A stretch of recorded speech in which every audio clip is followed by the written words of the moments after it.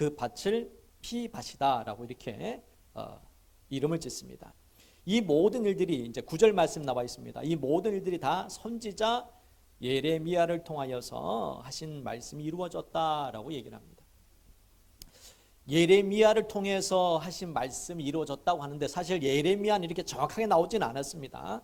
스가랴에 있는 말씀이 이제 예언이 되어 있는 게 이루어진 겁니다. 예레미야에는 이런 자세한 예언이 나와 있지는 않아요.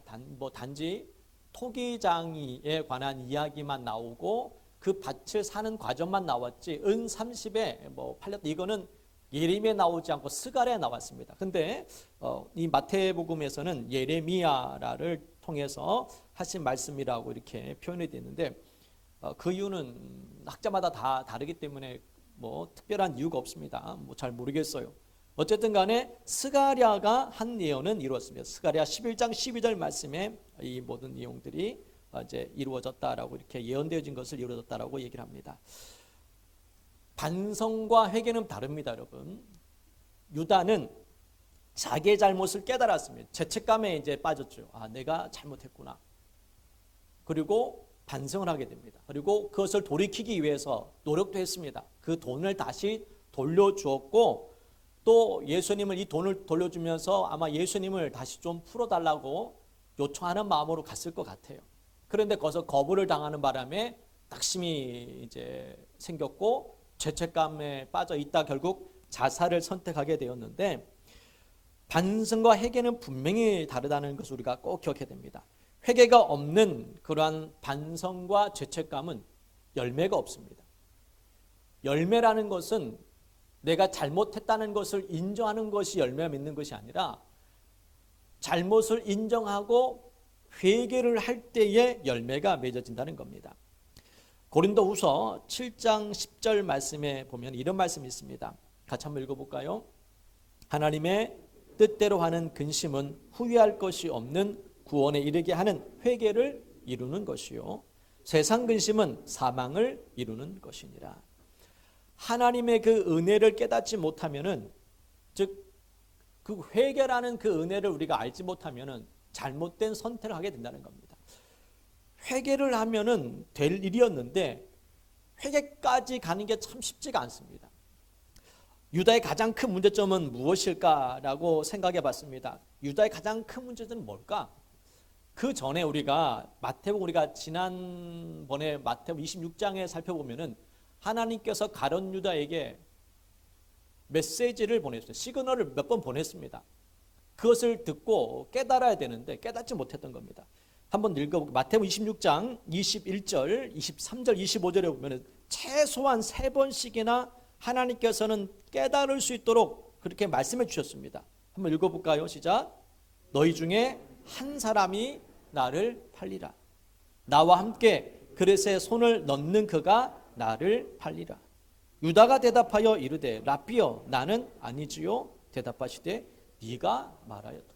3번씩이나 주님께서는 경고 메시지를 보냈습니다. 하나님의 말씀이에요. 이 말씀을 통해서 그가 깨달아야 되는데 깨닫지를 못했다는 겁니다. 베드로는 예수님 말씀을 들었습니다. 어떤 말씀을 들었냐면은 네가 닭 울기 전에 네가 나를 부인하리라 라는 말씀을 들었습니다. 진짜 3번씩이나 부인했습니다. 그리고 나서 닭이 울었어요. 그때 하나님의 말씀, 예수님 말씀이 생각이 난 거예요. 그러니까 말씀을 묵상한다는 게 이게 중요한 겁니다. 예수님 하신 말씀을 그냥 유다는 그 마음속에 새기지 못했던 겁니다. 기억하지 못했던 거예요. 이 말씀만 기억했다 하더라도 모르겠습니다. 그거는 이 유다가 그 삶이 바뀌었는지는 알 수 없지만은 어쨌든 이 베드로 같은 경우에도 그가 하나님 말씀을 기억하여서 회개를 하게 됩니다. 회개함으로 말미암아 베드로는 사는 역사가 나타나는 모습을 보게 됩니다. 우리도 하나님의 말씀을 잘 깨닫지 못하면은 또 이런 잘못된 선택을 할 수 있습니다. 그러니까 하나님 말씀이 중요한 거예요. 어떤 상황에 처했을 때 먼저 떠올라야 되는 것은 따라합니다. 하나님의 말씀이다. 내가 절망적인 상황에 처했을 때 가장 먼저 떠오르는 것은 하나님의 말씀이 떠올라야 됩니다. 그러면 삽니다, 여러분. 그런데 그게 다른 것이 떠오르면 죽는 겁니다. 말씀이 떠올리면 사는 거고 다른 것이 떠오르면 죽는 거예요. 말씀을 여러분 잘 듣고 또 잘 기억하셔야 됩니다. 어찌하여 낙심하고 불안해합니까? 주님을 바라보시면은 사는 역사 나타날 줄 믿습니다. 그래서 부자가 복 있는 사람이 아니라 성경은 복 있는 사람 이렇게 말씀합니다. 시편 말씀 32편과 128편인데 한번 같이 읽어볼게요. 허물에 사함을 받고 자신의 죄가 가리워진 자는 복이 있도다. 128편입니다. 읽습니다. 시작. 여호와를 경외하며 그의 길을 걷는 자마다 복이 있도다.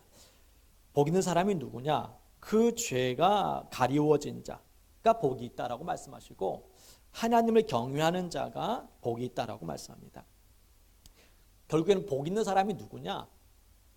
시편 1편 말씀에 있는 것처럼 하나님의 말씀을 주야로 묵상하는 자, 그리고 하나님을 경외하는 자, 죄를 멀리하는 자, 그런 사람이 결국 복 있는 사람이다라고 이야기합니다.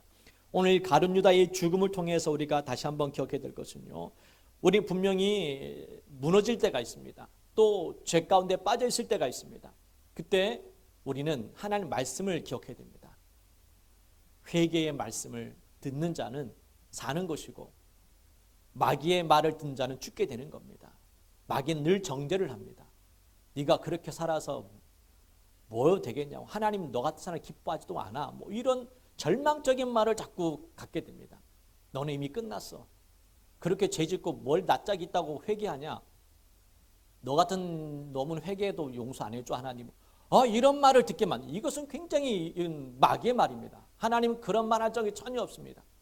예수님은 언제든지 오라고, 회개하는 자에게는 하나님 은혜를 베풀어 준다라고 성경은 분명히 말씀하고 있습니다. 그러니까는 하나님의 말씀을 듣는 게 그만큼 중요한 거예요. 사람 말을 들으면은 여러분 소망이 없습니다. 마귀의 말을 듣게 하면 절망적이 되는 것이고, 하나님 말씀을 들으시기를 주님의 이름으로 축복합니다. 어떠한 죄도 주님 앞에 나와 회개할 때 주님께서는 그 죄를 용서해 주신다라고 분명히 말씀하고 있습니다. 자, 두 번째 내용은 11절부터 26절까지 말씀입니다. 보시게 되면은 총독 앞에, 이 총독은 빌라도죠. 빌라도 앞에서 이제 재판을, 신문을 받으시는 모습이 이제 기록되어 있습니다. 예수님은 네가 유대인의 왕이냐라는 그 질문만 딱 한 번 대답했습니다. 11절 말씀입니다. 총독이 네가 유대인의 왕이냐 이제 물어봤습니다.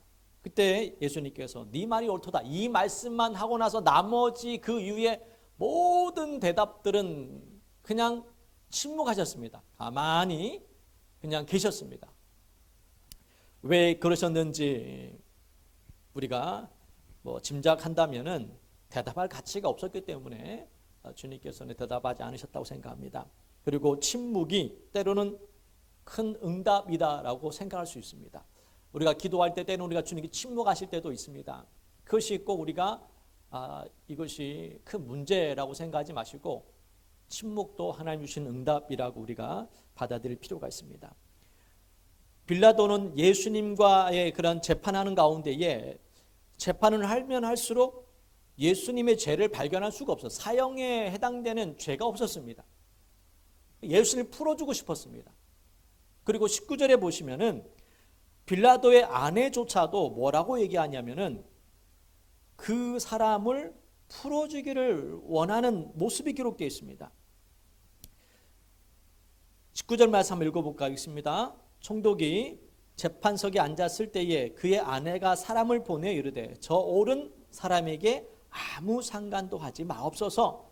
오늘 꿈에 내가 그 사람으로 인하여 애를 많이 태웠나이다 하더라. 빌라도 자신도 예수님을 풀어주고 싶었을 뿐만 아니라 아내조차도 이 얘기를 하니까는 정말 풀어주고 싶었습니다. 그런데 이제 유대인이 명절이죠. 6월절입니다. 근데 6월절에 명절이 되면은 죄수 한 사람을 풀어주는 그러한 전례가 있었습니다. 그래서 빌라도는 예수를 풀어주고 싶은 마음이 컸습니다. 그런데 많은 사람들이 뭐라고 이야기하냐면은 죄수 바라바를 풀어주랴 예수를 풀어주랴라고 총독이 이야기했을 때에 많은 사람들이 바라바를 풀어주라라고 얘기합니다. 그리고 바라바를 풀어달라고 요청했을 때에 사람들이 얼마나 소리를 외쳤던지 여러분 24절을 보십시오. 24절에 보시면은 밀란이 나려고 할 정도였습니다. 그러니까는 예수를 풀어주지 않으면은 엄청난 데모가 일어날 것 같은 두려움이 생겼습니다. 빌라도가 총독이긴 하지만은 황제의 뜻을 거스리면은 마음을 이제 심기를 불편하게 만들면 총독자 쫓겨날 수 있잖아요. 그게 두려웠던 겁니다. 그래서 빌라도가 예수를 풀어주고 싶었지만은 예수를 풀어주지 않습니다. 그리고 한 가지 이런 얘기를 합니다. 24절에 보시면요. 손을 씻습니다. 손을 씻은 다음에 이 사람 예수의 피에 대하여는 나는 무죄하니 너희가 당하라 라고 합니다. 나는 예수가 죄가 없다라고 생각하는데 너희들이 이렇게 요구를 했으니까는 이 책임은 너희들한테 있다. 나는 책임이 없다. 손을 씻으면서 이제 이 모든 책임들은 다 너희가 잘못된 건 너희들이 다 당해야 된다라고 이제 얘기를 합니다. 그때 백성들이 그 많은 궁중들이 뭐라고 하냐 25절 말씀 읽습니다. 시작. 백성이 다 대답하여 이르되 그 피를 우리와 우리 자손에게 돌릴지어다 하거늘 그 모든 책임은 우리가 지겠다. 내 자손들이 지겠다라고 이제 얘기를 합니다. 이 이야기를 통해서 어떤 신학자는 이렇게 이제 풀이해 놨습니다.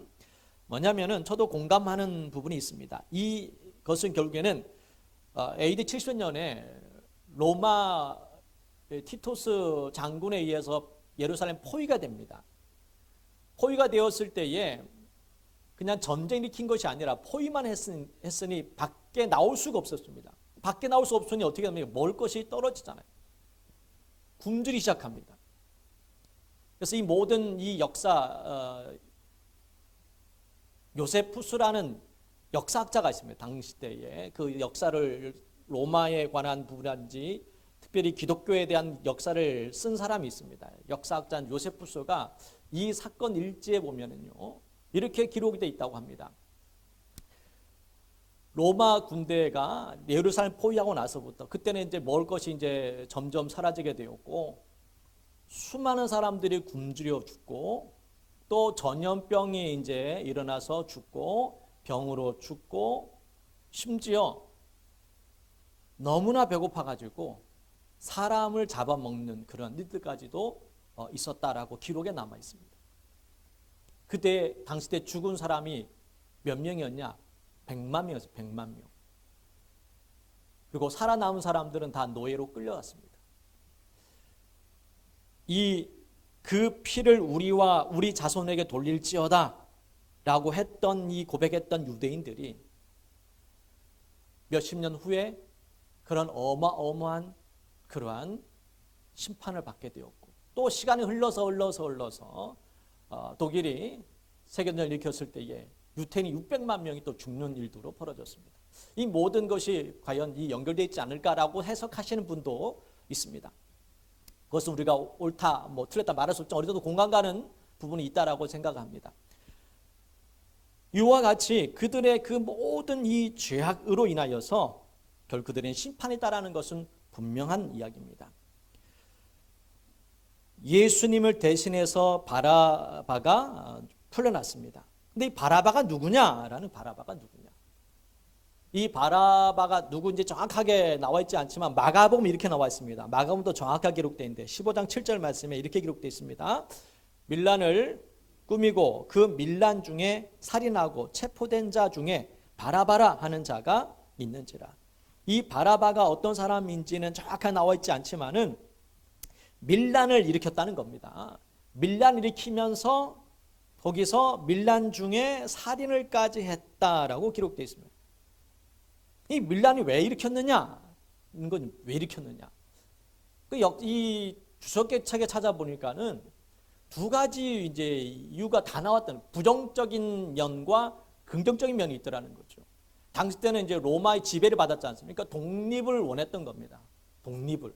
그래서 이 바라바가 유대 독립을 위해서 밀란을 일으켜가지고 그 밀란 중에 사람을 죽였기 때문에 투옥됐다라는 그러한 이야기설과 지금 이 나라가 혼란한 가운데 있는데 이 건달처럼 이 건달이라 사람들을 모아가지고 자기 이익을 챙기기 위해서 뭐 당시 때는 이게 나라가 안정되지 못하니까는 힘 있는 사람이 몸을 빼앗을 수 있으니까 그렇게 해서 사람들을 자기 힘을 모아가지고 밀란일으켜가지고 약탈하기 위해서 그렇게 사람을 죽이기도 하고 밀란일으켰다라고 그렇게 나와 있었습니다. 어떤 것이 맞나 틀린지는 정확하게 알 수 없어요. 근데 요한은 이 바라바를 굉장히 안 좋게 평가를 했습니다. 요한은. 그런데 이 마가는 그렇게 안 좋게 표현하던 밀란을 꾸미고 그 밀란 중에 살인을 했다라는 그러한 표현을 통해서 점잖게 표현했는데 어쨌든 간에 이 바라바가 예수 때문에 살았다라는 것은 분명합니다. 그 사람이 악한 사람인지 아니면 유대 독립을 위해서 싸웠는지는 정확하게 알 수 없지만은 어쨌든 바라바는 은혜였습니다. 죽을 날에 자기가 죽을 날에 살아났잖아요. 얼마나 큰 은혜입니까? 그러니까 우리가 마치 바라바와 같은 그러한 존재라는 것을 오늘 이 말씀 통해서 여러분 기억했으면 좋겠습니다. 따라합니다. 나는 누구라고요? 바라바입니다. 죽었어야 되는데 오늘 내가 죽어야 되는데 예수님이 대신 죽은 거예요.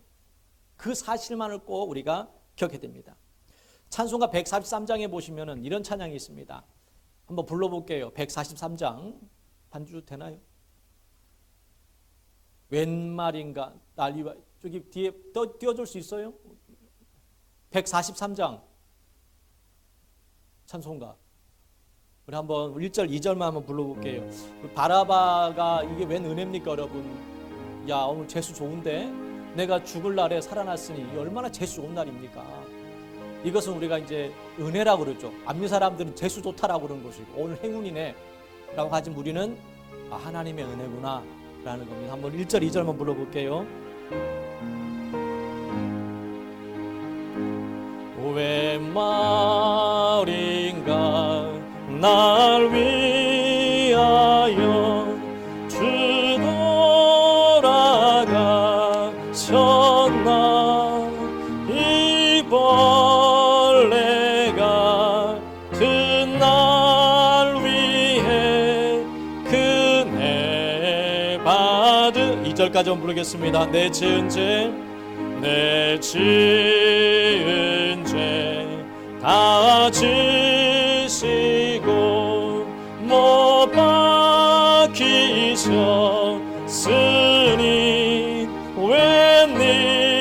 웬일인가 웬 은혜인가 그 사랑 그 사랑.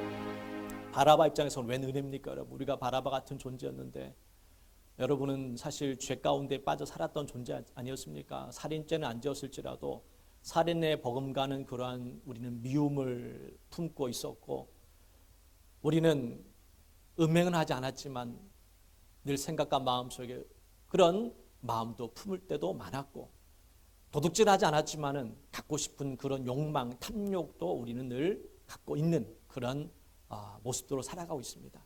그런 모습으로 살았던 우리가 하나님의 은혜로 말미암아 웬 은혜인가 웬일인가 웬 은혜인가 그 사랑으로 인하여서 우리가 살았다는 사실을 꼭 기억했으면 좋겠습니다.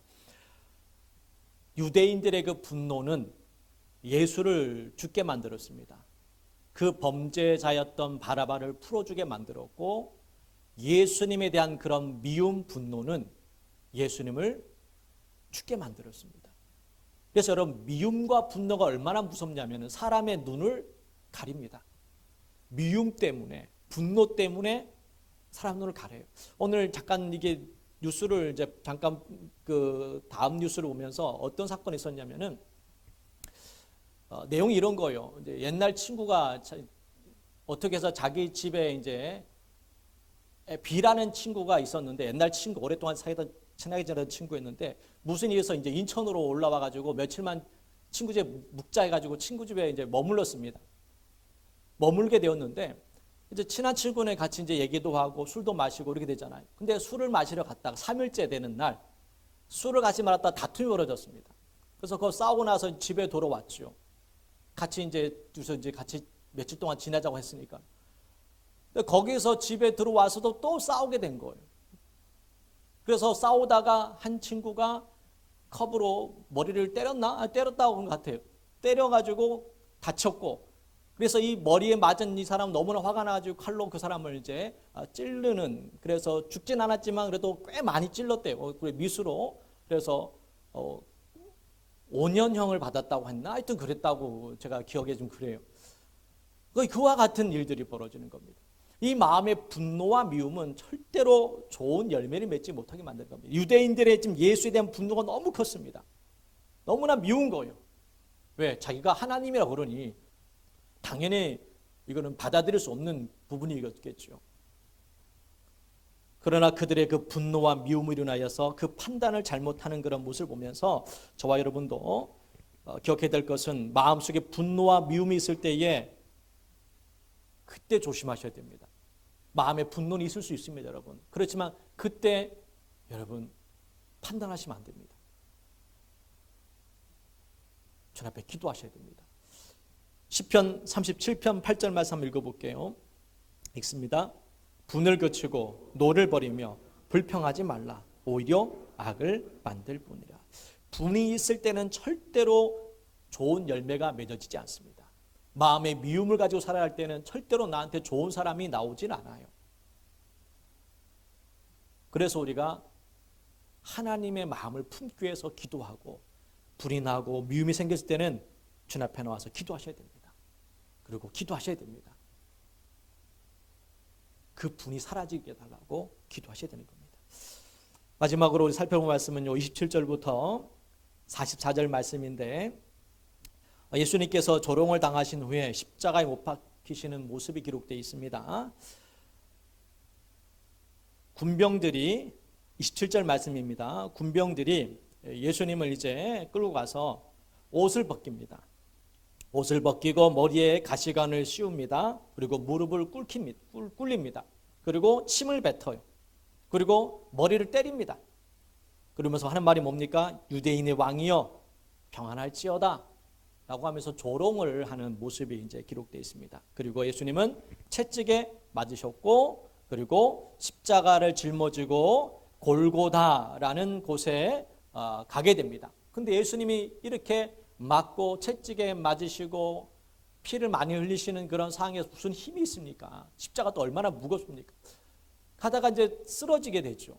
근데 쓰러진 사람, 예수님 쓰러졌을 때 그 옆에 주위에 누가 있었냐면 오늘 읽은 말씀 32절 말씀에 시몬이라는 사람이 있습니다. 시몬이라는 사람. 구레네에서 살고 있는 시몬인데, 구레네가 어디냐면 아프리카 북부 지역에 있는 그러한 나라입니다. 그곳에서 이제 왜 이 유대 이스라엘까지 왔느냐? 6월절이기 때문에. 이 구레네 사람 시몬은 유대인이었을 것입니다. 그러니까 6월절이면은 다시 이제 예루살렘으로 와야 되는 상황이기 때문에 그 먼 길을 왔습니다. 그러니까 예수님은 어떻게 보면 이 사람 예수님 어떤 분이 잘 몰랐을 수도 있어요, 자세히. 그런데 대신 억지로, 오늘 말씀에 보면 억지로라는 표현이 참 마음에 듭니다. 제가 좋아하는 표현인 분이 억지로. 아니 왜 억지로 신앙생활 합니까? 억지로 하셔야죠. 제가 가끔 그런 말을 쓰는데, 억지로 이 구레네 사람 시몬이 십자가를 지게 되죠. 왜냐하면 앉을 수가 없습니다. 로마의 군사가 시키면 시킨다고 해야 되니까, 안 시키면 또 매질 당할 수 있으니까는 어쩔 수 없이 이제 십자가를 짊어지게 됩니다. 그리고 그 십자가 짊어지고 졌을 때에 어떤 마음이 들었을까? 우리는 충분히 상상할 수 있습니다. 여러분이 만약에 갑자기 경찰에 와가지고 대신 이 짐을 지고 가라 그러면은 누가 좋아하겠습니까, 여러분? 예수님 어떤 분인지 알면 당연히 예수님이 십자가 짐다 대신 져야지 그렇게 생각할지 모르지만은 이 사람 누군지도 몰라요. 또 십자가는 좋은 겁니까, 나쁜 겁니까? 나쁜 거예요. 죄수들이 사형 선고를 받은 정말 너무나 흉측한 그러한 형틀이거든요. 누가 좋아하겠습니까? 아마 구레네 사람이었던 이 시몬은 내 평생 이렇게 재수없는 날은 처음이었을 거라고 아마 생각하면서 올라갔을 겁니다. 야, 내가 이렇게 괜히 그 근처에 있다가 그냥 재수 없이 그냥 십자가를 짊어지고 올라가는구나 라고 생각하면서 그는 불평하고 원망하면서 아마 올라갔을 거라 추측할 수 있습니다. 그런데 정상에 오르고 나서 예수님의 그 모든 이야기를 아마 들었던 것 같아요. 그리고 그가 나중에 지난번에 제가 말씀드렸듯이 이제 구레네 사람 시몬 가정이 다 하나님 앞에 돌아오는 그러한 역사가 일어난 겁니다. 그래서 저와 여러분이 기억해야 될 것은요, 신앙생활이라는 것은, 오늘 이 십자가라는 것은 힘들어도 우리가 져야 됩니다. 그것이 우리에게 복이 된다는 겁니다. 44절에 보시면은요, 강도가 함께 못 박혔습니다. 44절에 보시면 강도 둘이 있었는데 좌편에 우편에 하나씩 이제 38절에 보시면 강도가 하나씩 잡혀서 같이 예수님과 동일하게 못 박혔는데 44절에 보시면은 강도들도 함께 예수를 욕했다라고 기록되어 있습니다. 마태복음에는 둘 다 강도들이라고 보니까는 둘 다 예수님을 욕하고 그렇게 비방했던 것 같아요. 그런데 누가복음에서는 그렇게 이야기하지 않습니다. 한번 읽어볼게요. 23장 누가복음 23장 41, 43절입니다. 읽습니다. 우리가 행한 일을 상당한 보응을 받는 것이니 이에 당연하거니와 이 사람이 행한 것은 옳지 않은 것이 없느니라 하고 이르되 예수여 당신의 나라에 임하실 때에 나를 기억하소서 하니 예수께서 이르시되 내가 진실로 내게 이르노니 오늘 네가 나와 함께 낙원에 있으리라 하시니라. 아마 처음에는 이 강도들도 예수님을 비아냥거렸던 것 같아요. 뭐 지가 하나님의 아들이라고 하면서 아마 안 좋게 생각했던 것 같습니다. 그러나 시간이 지나면서 한 강도가 뭔가 다른 거예요. 정말 저분은 메시아일 수도 있겠구나라는 생각했던 것 같습니다. 그래서 이 누가복음에는 그가 이제 회개하고 돌아오는 모습을 보게 됩니다. 예수여 당신의 나라에 임하실 때에 나를 기억하소서. 예수님의 나라에 임하실 때, 이 표현이 참 강도가 참 쓰기에 흔히 쓸 수 있는 말이 아닌데 예수님의 나라, 그러니까 이 강도도 그래도 어쨌든 하나님에 대한 그러한 신앙이 좀 있었던 것 같아요. 당신의 나라 임할 나를 기억해달라고 했을 때 주님께서는 나와 함께 낙원에 있으리라 라는 그런 축복의 말씀을 하게 됩니다. 여러분 마지막이 중요합니다. 따라하겠습니다. 신앙생활은 마지막이 중요하다. 처음에 아무리 잘했다 할지라도 마지막이 하나님과 함께하지 않은 인생은 그 인생은 실패한 인생입니다. 가룟 유다 예수님의 제자였습니다. 여러분 어마어마한 지금 축복이라 말할 수 있잖아요. 우리가 지금 봤을 때 시작은 얼마나 좋았습니까? 그런데 마지막은 예수님을 팔아버리고 회개도 없이 그냥 자살해 죽는 모습을 보게 됩니다. 자, 이 강도는 정말 악한 짓을 많이 했을 것을 우리가 알 수 있습니다. 그런데 그 마지막에 그가 회개하고 돌아왔을 때 주님께서는 낙원에 있으리라는 이 어마한 축복을 받게 됩니다. 어떻게 그런 강도가 살인까지 졌으니까 강도가 이제 죽었겠죠. 강도 살인범인 것 같아요. 그러니까는 이러한 악한 자도 회개하고 주님 앞에 돌아왔을 때에 즉시 구원을 받습니다. 뭐 행함으로 구원받는 것이 아니었던 거예요. 이것이 은혜라는 겁니다. 은혜. 저와 여러분이 구원받은 것은 내가 무엇인가 하나님 앞에 드렸기 때문에 했기 때문에 구원받은 것이 아니라 이것은 전적인 하나님의 은혜라는 것을 우리가 잊지 말아야 되는 겁니다. 그 은혜의 감사함으로 우리가 봉사하고 헌신하고 주님 앞에 충성하는 겁니다. 충성했기 때문에 구원받은 것이 아니라 구원받았기 때문에 우리가 충성을 하는 겁니다. 이것이 밖에서는 안 되는 겁니다. 내가 이렇게 충성했으니까 나도 구원받았을 거야가 아니라 내가 구원받았으니 내가 주님 앞에 충성해야지. 그런 마음을 가지고 우리가 살아간다면은 우리가 교만하지 않습니다. 왜냐하면 내가 행했다고 하면은 사람은 교만해져요. 내가 했다고 하면. 근데 내가 한 게 없어요. 그럼 사람은 교만해질 수가 없어요. 뭘 해야 교만해지지. 그렇지 않습니까, 여러분? 교회 봉사도 내가 뭘 해야 말을 하지. 아무것도 안 하는데 여러분 뭘 말하겠습니까? 그런 거예요. 그러니까 하나님의 이 구원이라는 우리가 뭔가를 해서 구원받는 것이 하나님의 전적인 은혜다라는 것을 깨닫고 우리가 늘 살아간다면은 교만해질 수가 없습니다. 말씀을 정리해 보겠습니다. 좀 시간이 좀 많이 갔지만은 첫 번째 여러분 죄를 지었을 때에 여러분 뭐 해야 된다고요? 회개를 해야 됩니다. 회개가 중요합니다. 누가복음 15장 7절 말씀입니다. 읽습니다. 내가 너에게 이르노니 이와 같이 죄인 한 사람이 회개하면 하늘에서 회개할 것 없는 의인 99로 말미암아 기뻐하는 것보다 더 하리라. 회개가 얼마나 중요한지를 우리에게 다시 한번 얘기하는 겁니다.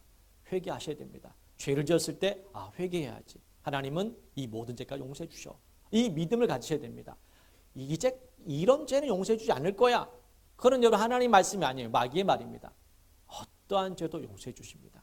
그것은 분명한 사실이에요. 근데 사람들 얘기합니다. 그런 죄를 어떻게 용서받냐고. 분명히 주님은 용서해 주신다고 했으니 여러분 그 예수님 말씀을 들으시기 바랍니다. 두 번째로는요. 바라바가 누구라고 했습니까? 오늘날 나와 같은 나입니다. 나. 이 사실을 꼭 기억하셔야 됩니다. 요한복음 3장 18절 말씀에 읽겠습니다. 그를 믿는 자는 심판을 받지 아니하는 것이요 믿지 아니하는 자는 하나님의 독생자의 이름을 믿지 아니함으로 벌써 심판을 받은 것이니라. 이미 심판을 받은 것, 하나님 믿지 않는 사람 이미 심판받은 것과 똑같은 거예요. 그러나 예수를 우리가 믿음으로 말미암아 우리가 그 심판에서 구원을 받은 줄 믿습니다. 세 번째로는 따라합니다. 십자가는 억지로라도 져야 한다. 십자가는 선택이 아닙니다. 여러분 반드시 지셔야 됩니다. 그래서 이 신앙생활이라는 것은 억지로도 해야 됩니다. 그냥 기분 좋을 때, 내가 기쁠 때, 즐거울 때 그럴 때만 하는 것이 아니라 내가 힘들고 정말 곤고하고 내 삶의 소망이 끊어졌다 할지라도 다른 건 다 포기할 때 신앙만은 굳건히 붙잡고 우리는 살아가야 됩니다. 마태복음 16장 24절 읽겠습니다. 시작. 이에 예수께서 제자들에게 이르시되 누구든지 나를 따라오려거든 자기를 부인하고 자기 십자가를 지고 아멘. 십자를 짊어진다는 것은요 어떤 뜻이냐면은 신앙생활을 내 삶 맞추는 것이 아닙니다. 내 삶을 신앙생활에 맞추는 겁니다. 많은 사람들이 신앙생활을 내 삶에 맞춰서 가려고 합니다. 그건 십자가를 짊어지는 게 아니에요. 십자가를 짊어진다는 것은 내 삶을 신앙생활에 맞춰가고 말씀에 맞춰갈 때에 그것이 진짜 신앙생활인 거예요. 신앙생활을 내 삶에 맞추면 그것은 종교생활과 다를 바가 없습니다. 십자가를 먼저입니다. 내 삶이 먼저가 아니라 십자가가 먼저라는 것을 꼭 기억하십시오. 나무를 하나 심으면은 예를 들면 사과나무를 심었습니다. 그럼 사과나무에 꽃이 피고 꽃이 지면은 뭐가 남습니까? 뭐가 열리죠? 열매가 열립니다. 열매를 맺기 위해서 사과나무를 심은 겁니다. 십자가의 나무를 심었습니다. 여러분 삶 속에 십자가 나무를 심었습니다. 그럼 십자가의 꽃이 펴야 되는 겁니다. 그것을 은혜라는 겁니다. 은혜. 그 은혜의 꽃이 지면은 구원이란 열매가 맺어질 겁니다. 이 말씀 준비하면서 이런 마음이 생각이 든 거예요. 십자가도 분명히 심겨져야 되는구나. 십자가 나무에 꽃이 펴야 되는구나. 그것을 은혜로 저는 생각을 했습니다. 은혜의 꽃을 펴야 되는구나. 그러니까 은혜가 없으면은 이 구원의 열매 맺을 수 없고 꽃이 펴야 열매가 맺어지잖아요. 어쨌든. 그러니까 여러분도 기억해야 되는 십자가를 심으셔야 됩니다. 두고 다니면 안 돼요, 여러분. 십자가를 마음속에 심으시고 그래서 은혜의 꽃을 피워서 결국 구원에 이른 열매를 맺는 그러한 삶을 살아가길 주의 이름 축복합니다. 우리 시간 찬양드리는 통성으로 간절히 기도하겠습니다. 우리 좀 전에 불렀던 찬양 한번 불러볼까요? 웬일인가 웬 은혜인가. 우리 2절만 부를게요. 2절 찬양. 우리 1절 2절 찬양만 부른 후에 통성으로 우리 잠깐 기도하도록 하겠습니다. 143장입니다. 1절 2절만 부를게요.